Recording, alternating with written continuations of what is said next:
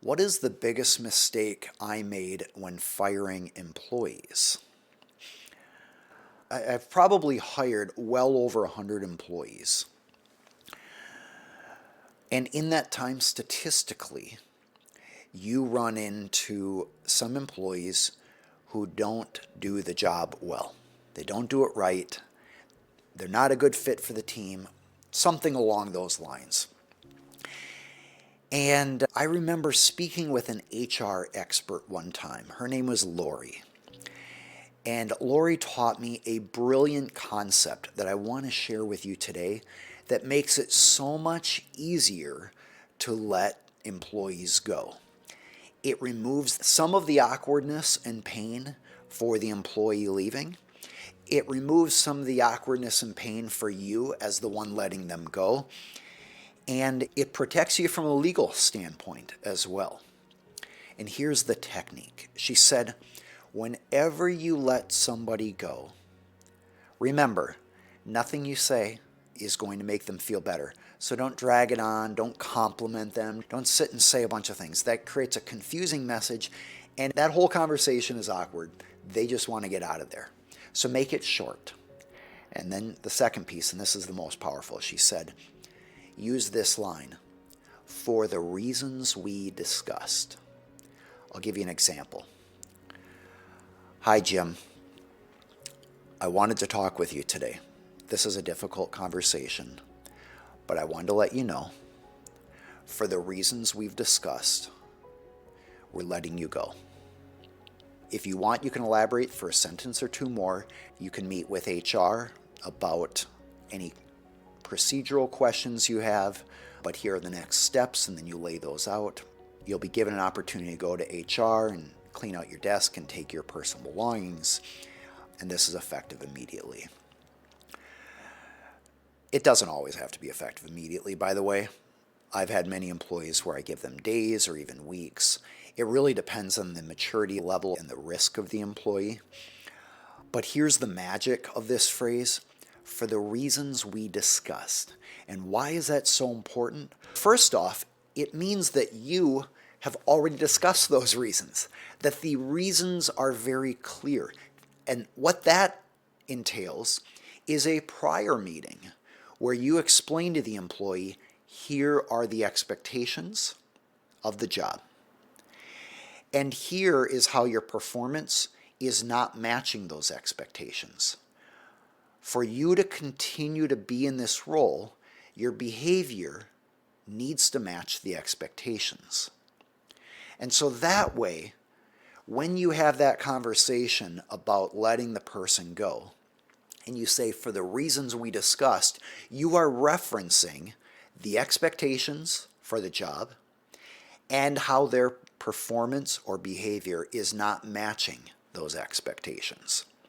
Now, obviously, if they steal money or do something like that, you don't have to have a conversation about how their behavior doesn't match the expectations. The expectations were clear. They're written in the law. Often they're just let go immediately. But where their performance is below what is expected, but not necessarily intentional or not egregious or not a violation of trust, but let's say, for example, you expect a certain level of productivity and they're below that level. You want to make it very clear what the expectation is. Sometimes in that initial conversation, you even ask, I want to make sure that I'm clearly communicating what that expectation is. Could you share with me what you're hearing from me? And that way it's coming from their mouth. You might even consider following up with an email afterwards that says, Hi, Jim. I appreciated talking with you today. For your reference, here are some of the key points regarding the expectation for your role. And it's important that your performance align with that expectation. And then you might list some bullet points regarding the expectation. That way, when you have the next conversation and you say, for the reasons we discussed, Jim or the employee knows exactly what you are talking about. The performance of the employee isn't matching the expectation of the role. And you had an opportunity to correct that, and it wasn't corrected. And you might even say, for the reasons we discussed, the job requires performance at this level or this sort of behavior. And your performance hasn't matched that over the last few days. So we're letting you go. And you can give them an opportunity to ask any questions they have.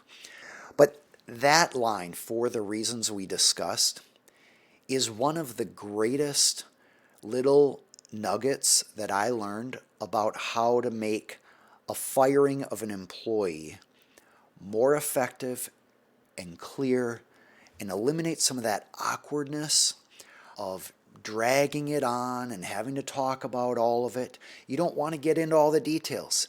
You just simply reference it for the reasons we discussed. In light of the fact that your performance has not matched those expectations, we're letting you go. If you would like more information about any of these topics today, if you are interested in a business owner and getting educated on common mistakes business owners make and how to avoid them yourself, you can go to aaronhall.com/free and sign up to get a number of videos and other resources to help equip you prevent problems in your business. This is for entrepreneurs, startups, business owners, CEOs. Generally, I'm thinking about companies with under 500 employees, even as few as 1 or 2. Because for you as a business owner or a future business owner, you can either prevent these problems or pay the much more expensive cost of having the problem and having to clean it up afterwards.